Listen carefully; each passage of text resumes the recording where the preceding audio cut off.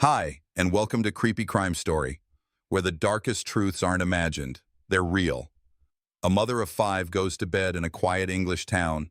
Her phone, her car, and her wallet are never touched again, but her ex lives upstairs, and the home's security cameras, disabled. That's not a missing persons case. That's a calculated silence. October 10th, 2018. New Ash Green, Kent. Sarah Wellgreen failed to show up for work. That's the first break in routine. No message, no call, just a blank space where a responsible woman was supposed to be. Hours passed. Then it became a day. Still no contact. Her phone was off. Her car sat untouched in the driveway. Her wallet was on the kitchen counter. That morning, her eldest son arrived at the house. He hadn't heard from her since the night before, and something wasn't sitting right. He knocked. No answer. He walked through the unlocked front door, calling out for his mother. The house was quiet. Too quiet. The kind of quiet that doesn't feel peaceful. It feels wrong. Inside, nothing was out of place. There were no signs of forced entry, no signs of a struggle, but also no Sarah. Her work uniform was still there, her phone charger still plugged in. The kind of details that don't just speak, they scream. This wasn't a spontaneous getaway. This wasn't someone walking out on their life. It was a freeze frame, as if someone had hit pause right in the middle of her routine. By the afternoon, concern turned to alarm. That evening, police were officially notified. The initial report logged her as a missing person. But even in those early hours, something didn't line up. Who disappears in the middle of the night, leaves behind their car, their money, their phone, and never touches them again? Sarah was 46, a single mother of five. She worked at a beauty salon and had recently taken on a new job with better pay. Friends said she was focused on her kids, her career, and reclaiming her independence. She was not the type to vanish. And yet she did. When investigators first stepped into her home, they were struck by the absence of chaos. Everything was tidy. No overturned furniture, no signs of hasty packing, no note, no blood. There was no physical crime scene. But that didn't make it any less of a crime. In cases like this, investigators are trained to focus on two things: what's missing and what's left behind. Sarah's phone was inside. Her car keys, her handbag, medication, everything a woman would need to go about her daily life. And then, the detail that couldn't be ignored: her children. None of them had heard from her. Not even a text, not a single word. Police canvassed the neighborhood. No one had seen her leave. No one reported hearing a fight. No sounds in the middle of the night. Except one neighbor who mentioned faintly seeing car headlights outside the property in the early hours. Sarah's home had exterior security cameras, but when police checked the footage, there was nothing. Literally nothing. The feed had gone dead sometime during the night: power cut, mechanical error, or manual interference. Here's what we do know about that night. Sarah was last heard from at approximately 9:45 p.m. on October 9th. She was home. She exchanged messages with a friend. Nothing unusual. Then silence, not a blip, no financial transactions, no data usage. Her phone disconnected entirely. The house remained locked, her bedroom undisturbed. So, if she didn't leave, where did she go? Let's talk about who else was in that house. Ben Lacombe, her former partner, the father of 3 of her 5 children. Though they had separated in 2014, they still lived under the same roof due to financial and custody arrangements. Ben lived upstairs. Sarah occupied the lower floor. They led parallel lives, at least on paper. To friends, it was a fragile arrangement, but a functioning one. Sarah was reportedly working toward buying out Ben's share of the house. There were talks of formal separation in assets, independence, future plans. But plans like those don't always sit well with people who feel control slipping through their fingers. When police first questioned Ben, he said he had gone to bed early. He didn't see or hear Sarah after the evening hours. He assumed she had left the next morning, as usual. That explanation didn't hold up for long. The car, still parked. The cameras, disabled. And Ben never called to report her missing. Not once. To the trained eye, this wasn't a mystery. It was a puzzle. with pieces deliberately removed. The home was too neat, the timeline too clean, and the man who lived upstairs, too quiet. By the end of day 2, Sarah's name was in national headlines. Missing mother of 5, posters, pleas, public searches. But inside the investigation room, detectives were already shifting gears. This wasn't a case of a lost woman. This was something else. Ben Lacombe wasn't a stranger to Sarah Wellgreen. He wasn't some shadow in the bushes or an unknown name on her phone. He was the man who lived upstairs, the father of her 3 youngest children, the man she had once shared a relationship and a home with, and by necessity, still shared a roof. They weren't together in the romantic sense anymore. That part had ended in 2014, but in 2018 they continued cohabiting in the same property in New Ash Green, Kent. The arrangement was awkward at best. Sarah occupied the downstairs portion of the house with the children. Ben stayed upstairs. It was a situation that worked, until it didn't. From the outside, this setup might seem tolerable, even cooperative, but to investigators, it was a red flag cloaked in domestic compromise. 2 people with unresolved financial ties, strained emotional history, and children caught in the middle. As the search for Sarah intensified, detectives began examining every person with access to her last known location. Ben Lacombe quickly became central to that analysis, not because of any one explosive clue, but because of the accumulation of absences. He didn't call 911, he didn't search, he didn't ask questions. And when he did speak, his answers were rehearsed, static, and strangely devoid of urgency. When detectives first spoke with Ben, he claimed to have gone to bed around 10 o'clock p.m. on October 9th. He stated that he heard nothing unusual that night and assumed Sarah left for work early the next morning before he woke up. On paper, it sounded plausible. Until you match that narrative with the physical evidence, or more specifically, the lack of it. Her car never moved. Her keys were still in the house. Her phone was off. No neighbor saw her leave, and no camera recorded any movement because the cameras had been disabled. What kind of person misses the disappearance of a woman who lives just a floor below? That was the first question. The second came after detectives requested access to the vehicle Ben used for work. He was a self-employed taxi driver operating part-time. His car, a silver Vauxhall Zafira, had a built-in GPS tracking system required by local licensing authorities for all commercial drivers. The logs from the night of October 9th showed activity between approximately 2 o'clock a.m. and 4 o'clock a.m., 2 hours during which Ben claimed to be asleep. When presented with this inconsistency, Ben said he had moved the vehicle to reposition it on the driveway, a standard explanation on its face. But investigators were not asking about a 5-minute movement. They were asking about a 2-hour gap, covering several miles, including routes through rural, wooded, and undeveloped areas outside Kent. According to GPS logs, the vehicle didn't just move, it left the neighborhood entirely. Still, the data alone wasn't enough. For now, it only raised suspicion.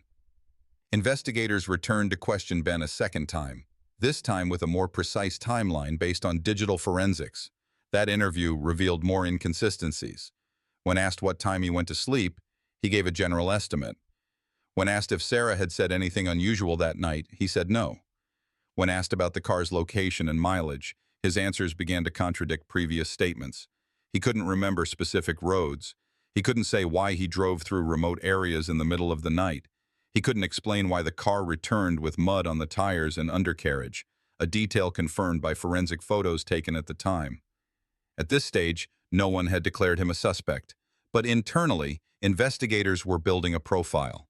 The picture forming wasn't about panic or impulse. It was about someone who knew how to hide in plain sight. Police requested phone records. Ben's cell data showed no outgoing activity during the time Sarah disappeared. That detail might seem innocent, but coupled with his car's unexplained movement, the digital silence painted a troubling contrast. While Sarah's phone disconnected after 9:45 p.m., Ben's remained eerily inactive. No calls, no texts, no pings, just static location data. Detectives made a formal request for his devices. He hesitated, then declined. Refusal to cooperate doesn't equal guilt. But when paired with gaps in narrative and contradictions in digital data, it becomes part of the forensic narrative. What emerged wasn't just a timeline, it was a behavioral pattern. Sarah had recently secured a new job, earning more income, and had begun formal steps toward purchasing the house. According to friends and coworkers, she wanted legal separation, financial and residential, from Ben. She was preparing to restructure her life one piece at a time. Ben knew this. He had been informed of her plans. The two had discussed the arrangement. To some, that transition marked progress. To others, it marked risk. One thing that often surfaces in domestic-related disappearances is control. Not always violence, not always threats, but a slow erosion of one person's independence and the other's resistance to losing it. That's what investigators considered here. Was this about money, custody, status, or something else? In interviews, Sarah's closest friends described her as hopeful, focused, and forward-thinking in the weeks leading up to her disappearance. She hadn't expressed fear, but she had expressed frustration. She wanted space. She wanted autonomy. She wanted out. To detectives, that meant motive, at least for someone who stood to lose access, resources, or image. And while Ben maintained his denial, he never volunteered to assist in any public search. He declined interviews. He stayed off camera. When asked by press, his response was short: "I'm not commenting." By day 5, the general public still saw Sarah as a missing person. Inside the case file, police were already calling it something else. They weren't just searching for Sarah, they were watching Ben. Because the story wasn't adding up. And sometimes, when things line up too cleanly on the outside, it's what's missing underneath that matters most. By the third day of Sarah Wellgreen's disappearance, investigators knew they weren't dealing with a typical missing person case. The absence of physical evidence inside the house, no blood, no sign of struggle, no broken locks, had raised questions. But what truly shifted the tone of the investigation was the digital silence, a silence too clean, too coordinated. Detectives began focusing on the digital infrastructure inside the home. Like many modern households, Sarah's residence had been equipped with basic but functional surveillance, CCTV facing the driveway and entrances. The setup wasn't sophisticated, but it was reliable, or at least it had been. Technical forensics obtained through a warrant showed the system had been disabled shortly after 11:30 p.m. on October 9th. Not a malfunction, not a power surge. The system had been manually disconnected, precisely at a time that aligned with when Sarah stopped responding to text messages. Her last known communication was at 9:45 p.m. Less than 2 hours later, the cameras went offline. Digital log timestamps confirmed that no recordings were saved beyond that point.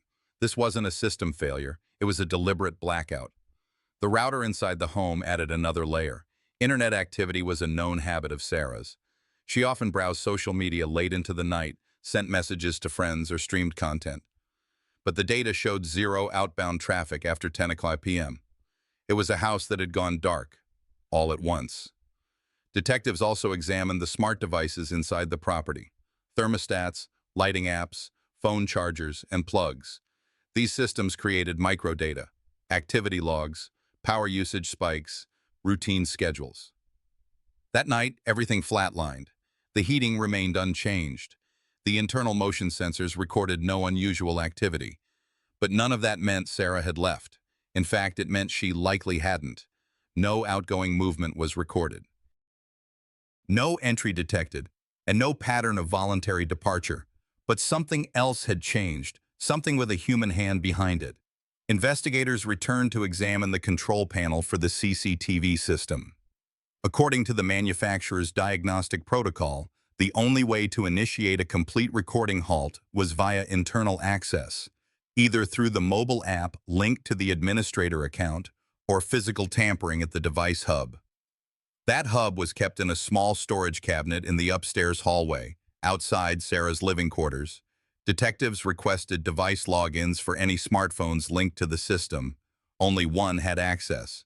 And the account holder, not Sarah. No passwords were reset. No recovery codes used. No evidence of external interference. The shutdown was local, controlled, intentional. From an investigative perspective, this kind of digital sterilization indicated planning, not panic. Someone had taken time to disable the one thing that might have shown movement. The one system that, if left active, might have captured what really happened between 11:30 p.m. and dawn. If this had been a break-in, a random attack, or even a personal emergency, There'd be no reason to disable the cameras. You don't hide what you don't plan. Detectives discussed this point internally, and one remark stood out in the case notes. Too many systems went dark at once. When every channel of information closes, someone's pulling the plug. Still, no body had been found. No direct evidence of foul play existed.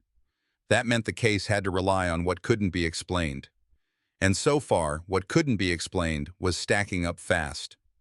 Ben Lacombe, Sarah's former partner, had claimed to be asleep at the time of the blackout. He denied touching the system, denied knowing how to access it, denied knowing it had even stopped working. Yet he was the one with access, and the log showed no login attempt or settings change after October 9th. That too was suspicious, because even a concerned housemate would likely open the app, check the feed, or reboot the system if they noticed something wrong. But no effort had been made to restore it. And when asked if he'd noticed anything unusual about the cameras, Ben's answer was short. Didn't notice they were down. Investigators noted that down as well. As for the neighborhood, no external CCTV from surrounding homes or local businesses captured anyone walking or driving away from Sarah's house. The vehicle remained parked until police arrived. There was no visual trail, no fleeing figure, no shadow in the distance. Sarah Wellgreen had simply ceased to exist, digitally, physically, socially, after 9:45 p.m. Yet every digital trace around her had been scrubbed or shut off, which raised the question, who knew what to shut down? Who had reason to? And who stayed silent after it was done? In most missing person cases, the first 72 hours are critical. In the disappearance of Sarah Wellgreen, that window had already closed, without a witness, without a trace, and without a body. But detectives still had one path to follow: data. Ben Lacombe, Sarah's ex-partner, told officers he had slept through the night on October 9, 2018. He stated he had no idea Sarah had disappeared until others raised concerns.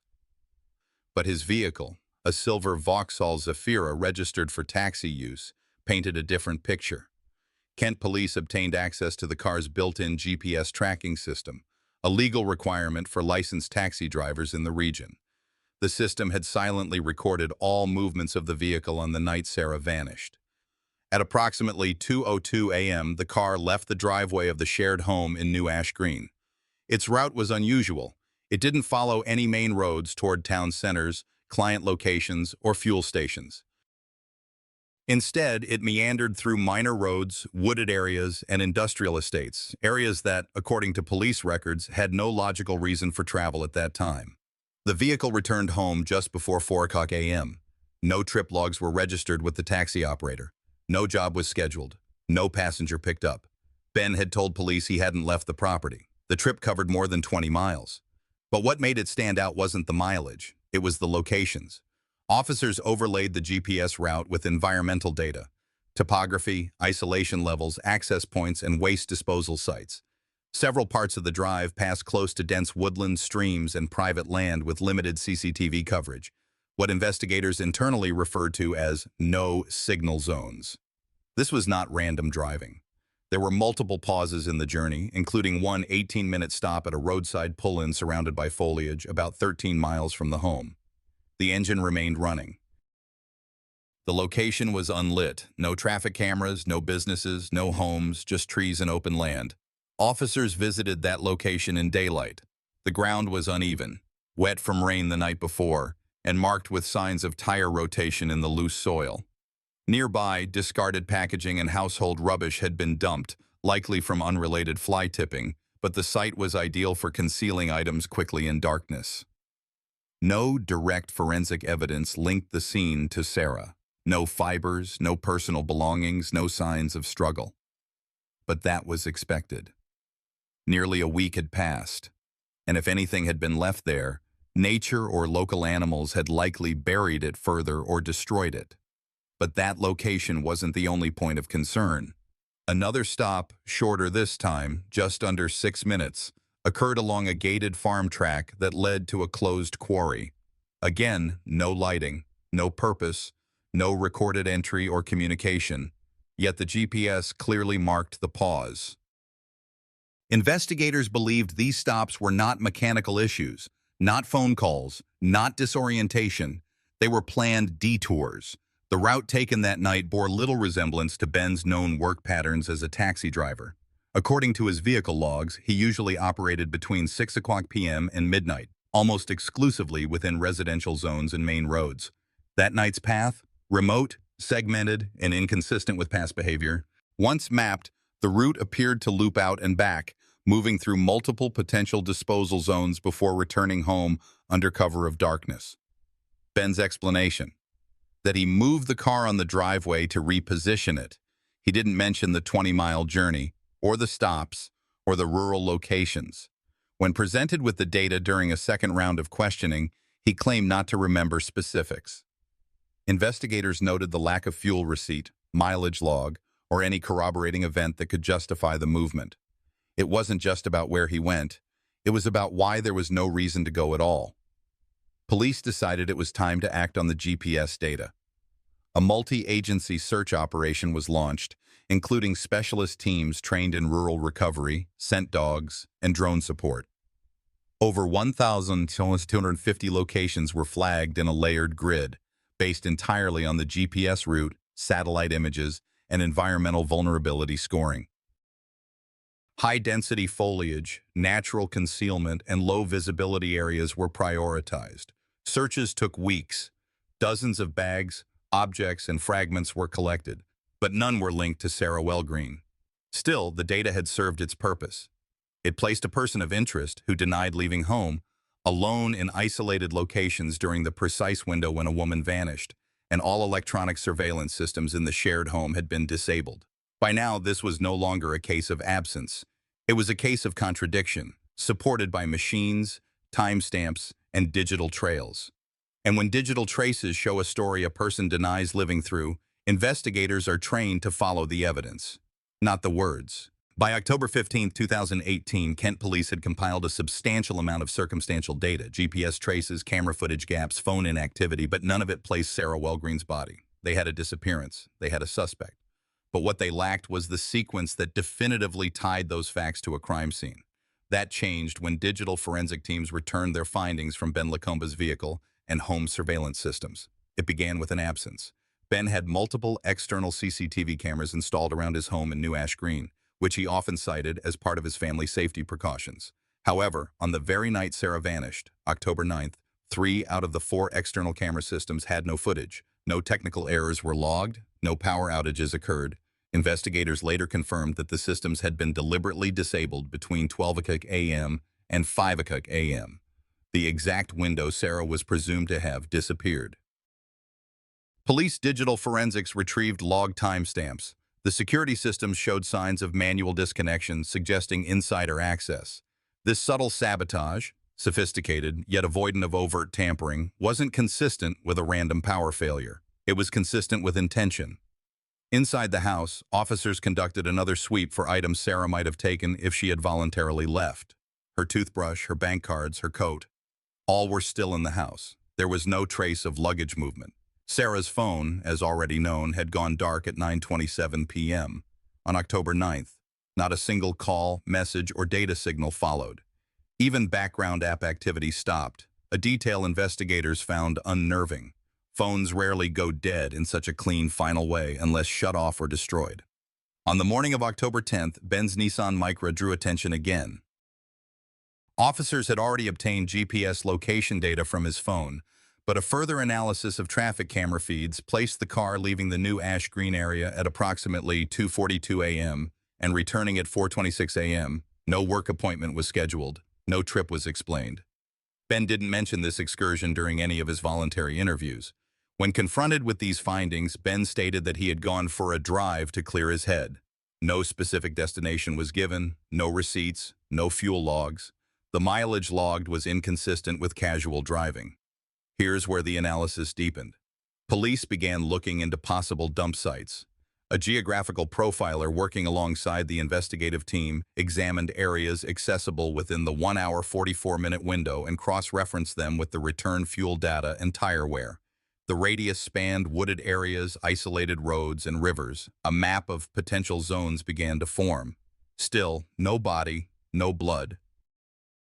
No definitive crime scene. The key problem remained: Sarah's disappearance lacked a moment of confirmed death or any forensic evidence of violence. The prosecution theory began to crystallize regardless. If Sarah had left voluntarily, there would have been digital movement, sightings, financial traces, or communication with her children. Instead, there was total silence. Silence, coupled with digital absence, is rarely benign in a missing persons case. Ben's behavior in the following days also raised flags. Police discovered he had made multiple attempts to clean his car interior using bleach-based products, notably on October 11th and again on October 13th. While no blood was found, luminol testing later revealed areas of suspicious chemical cleanup. Additionally, his search history during that period revealed queries about cleaning car upholstery and how long can police track location from phone. Individually, none of these findings amounted to a conviction, but together they began to tell a story of deliberate concealment, planned disruption of surveillance, and a tightly controlled alibi. At this point in the investigation, the public still didn't know the full scope of these findings. Media reported Sarah's disappearance as mysterious but refrained from naming suspects. Inside the case team, however, the narrative had shifted from a missing person to a suspected homicide. By the end of the second week, Kent police were no longer searching for a woman who had left her home. They were searching for a body, a motive, and a timeline that would hold up in court. But the challenge remained. How do you prove murder beyond reasonable doubt when there's no crime scene, no confession, and no corpse? Sometimes the strongest evidence lies in what's missing. Missing footage, missing activity, missing explanations. In any missing person investigation, silence speaks. But in the case of Sarah Wellgreen, it screamed. As weeks passed without a trace of the 46-year-old mother of 5, investigators turned their focus from the unknown to the unsettlingly familiar, her ex-partner Ben Lacamba. From the outside, there was no immediate evidence of a crime scene, no blood, no signs of struggle, no forced entry, but inside the silence, inside the absence, were anomalies that refused to be ignored. Ben hadn't reported Sarah missing, he hadn't asked the police for updates, he hadn't joined the search. He claimed he last saw her at home the night of October 9, 2018, and then went to bed. He said he woke up the next morning and assumed she'd left early for work. But digital forensics don't rely on assumptions. They trace patterns. And what they found unraveled his story with precision. CCTV footage collected from neighboring homes and street cameras in New Ash Green captured a vehicle matching Ben's red Vauxhall Zafira leaving his driveway at 2:34 a.m. on October 10th. The car returned 2 hours later at 4:30 a.m. When asked about it, Ben claimed he never left the house that night. He had no explanation for the footage. He had no witness. And his story, already thin, began to collapse under technical scrutiny. Sarah's phone, meanwhile, stopped transmitting any data at 2:43 a.m. that same night. Its last signal was recorded just beyond their neighborhood, then silence. Ben's phone, in contrast, didn't transmit anything at all during that window. It had been placed in airplane mode at exactly 2:30 a.m. and stayed that way until after 5 a.m. When confronted, Ben said he sometimes switched his phone off at night to avoid distractions. But data records showed he had never used airplane mode overnight before. Not once, except for that single, critical night. It was a deviation so calculated, it raised flags at every level of analysis. The investigation then moved to vehicle telemetry. Though Ben's car didn't have built-in GPS, forensic teams extracted engine start logs and Bluetooth activity. It showed the car had traveled roughly 30 miles during the 2-hour window that matched the CCTV footage. The trip meter confirmed mileage inconsistent with Ben's claim of staying home. Presented with this, Ben requested a solicitor and declined further questioning. Throughout the process, detectives and behavioral analysts noted another red flag. Ben's demeanor. During interviews, he referred to Sarah in the past tense, saying she was a good mother. She used to get stressed. Asked if he believed she was still alive, he replied coldly, "I don't know. She might have left us all behind." It was not the kind of uncertainty that came from grief. It was the absence of concern. He didn't speak as a partner fearing the worst. He spoke like a man waiting for the inevitable to fade from memory. There was still no body, no physical trace. But what emerged instead was a forensic constellation, a 2-hour gap in time, a car that moved without reason, a phone silenced with intent, and a man whose behavior was devoid of urgency or fear. These weren't coincidences. These were choices. Investigators, now with enough circumstantial alignment to proceed, noted that while there was no singular piece of evidence proving Sarah was murdered, the combined anomalies painted a narrative impossible to ignore. Sarah didn't walk away from her children. She didn't vanish by coincidence. Her disappearance had timing, concealment, and planning, and all roads pointed back to Ben Lacombe. The deeper truth of this case isn't just about a woman gone missing. It's about how digital silence becomes evidence, how small inconsistencies tell loud stories, and how people underestimate the trail they leave behind when they try to erase someone else's. When law enforcement reached the third week of Sarah Wellgreen's disappearance without recovering a body, a familiar tension settled over the investigation, one that any homicide detective knows well. It's the point where hope gives way to strategy, where the question shifts from "is she alive" to "where did he put her?" By this point, Kent police had already reconstructed Ben Lacombe's movements the night of October 9, 2018, through CCTV gaps, GPS patterns, and suspicious phone behavior. But digital footprints could only narrow down time.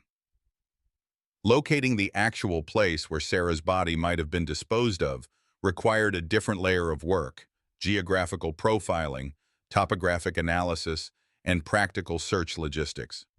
Authorities began coordinating a ground search strategy rooted in spatial behavior.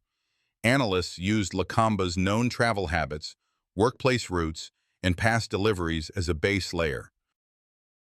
From there, they cross-referenced his 2-hour trip window with vehicle mileage and accessibility routes from his home. An initial radius of 10 miles was drawn around New Ash Green, gradually expanded to include isolated wooded areas, landfill routes, and water access points. Forensic teams, equipped with cadaver dogs, thermal imaging drones, and excavation tools, spent weeks combing through over 900 possible sites. No clothing, no bone fragments, no trace. What they did find, however, was equally telling. They found where Sarah wasn't, which only helped reinforce where Ben might have taken her. One of the highest priority areas was near the River Darrant. It matched the route length estimated by the vehicle's odometer. It had limited night traffic and no working CCTV at the Riverside car park. But again, no remains, no evidence. The river was deep, slow-moving, and muddy. Divers noted that disposal here would be possible, but recovery without a precise drop point would be nearly impossible, and that might have been the point. Lacombe remained silent during all of this. Under continued questioning, he repeated that he had no knowledge of where Sarah went and claimed that police were inventing a case against him. But outside the interrogation room, detectives reviewed his previous internet activity. Searches in the months prior to Sarah's disappearance included "how to disappear without trace," "how police find bodies," and the disturbing query, "best places to hide a body, UK." They also located a deleted draft document on his home computer, recovered through forensic software. It appeared to be a written narrative, potentially intended as a fake journal entry from Sarah. The file was never completed, but it began with, "I've had enough, I need to go, I don't want anyone looking for me." That file was recovered 2 weeks before Sarah vanished. The prosecution would later argue that this document wasn't just suspicious, it was evidence of premeditation. Combined with the deleted phone data, the unusual vehicle usage, the altered timeline, and his behavioral detachment, Ben Lacombe's actions were no longer seen as confused or desperate. They were interpreted as calculated. Still, without a body, the Crown Prosecution Service had to ensure the case could hold under intense legal scrutiny. In the UK, murder convictions without a body are rare, but not unprecedented.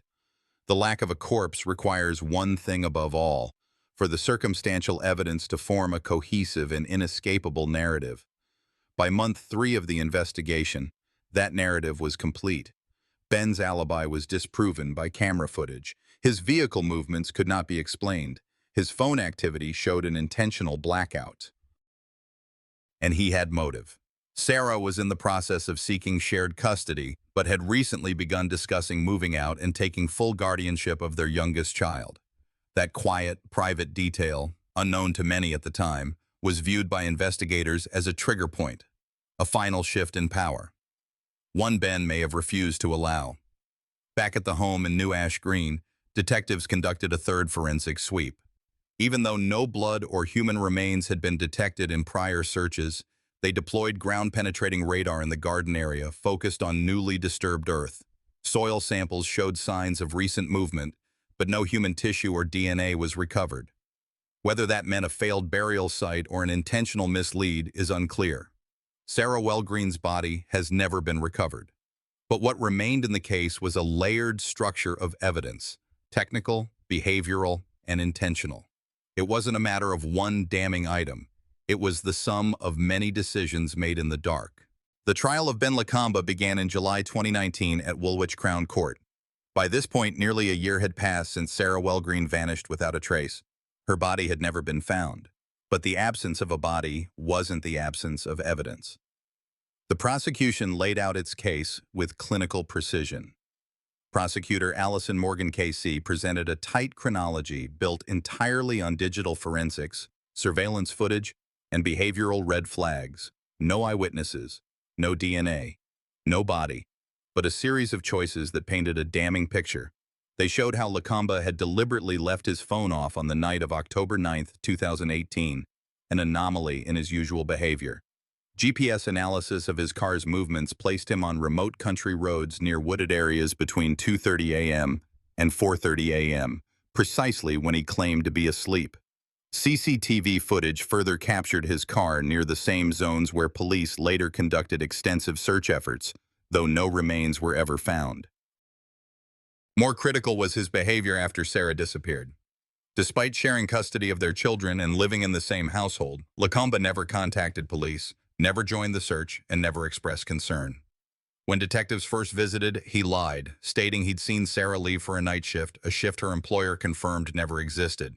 And his interviews remained passive, mechanical, offering no theory, no speculation, no interest in the fate of the woman he once called family. The defense, in turn, tried to dismantle the case as circumstantial. They highlighted the lack of forensic evidence directly tying Lakamba to Sarah's disappearance. They argued that his silence wasn't guilt, it was caution. That his strange behavior wasn't malice, it was confusion. That no body meant no certainty. But the jury disagreed. After 3 weeks of trial and 3 days of deliberation, on October 28, 2019, Ben Lakamba was found guilty of murder. The judge sentenced him to life imprisonment with a minimum term of 27 years before eligibility for parole. There was no celebration, no closure. Sarah's body remains unrecovered. For her 5 children, the sentence offered a measure of justice, but no answer to the question they asked quietly: where is their mother? The case drew attention far beyond Kent, setting a precedent in how law enforcement and courts can secure convictions even without the most fundamental piece of evidence. In many jurisdictions, cases without a body remain prosecutorial nightmares. But in this one, technology, data, and calculated silence told a story louder than a confession. Investigators would later admit they had likely searched within mere meters of where Sarah was hidden, but were obstructed by terrain and vegetation. No remains have been located to this day. This case became a chilling reminder that intent, action, and concealment can be proven, even when the physical result is missing. It raised public awareness about the silent warning signs in domestic separations and how manipulation doesn't always scream. It whispers, evades, isolates. Justice here did not arrive with a gravesite. It arrived with logic, persistence, and pattern recognition. And in the absence of a body, what remained was the weight of evidence and the silence that followed it. I'm not here to tell you what to believe, only to show you what happened and why it matters. Sarah's story reminds us that sometimes the greatest danger hides in plain sight, in our neighborhoods, behind familiar faces, and too often, silence becomes an accomplice. If you've made it this far, I invite you to pause. Think about the people around you. Are there warning signs you've ignored? Are you listening closely enough to the ones who've gone quiet? If this video struck a chord or opened your eyes, drop a comment. Tell me where you're watching from or share your thoughts. And if you didn't enjoy it, I want to hear that too. Let's talk. Subscribe to the channel so you don't miss the next case. Real stories, real people, real consequences.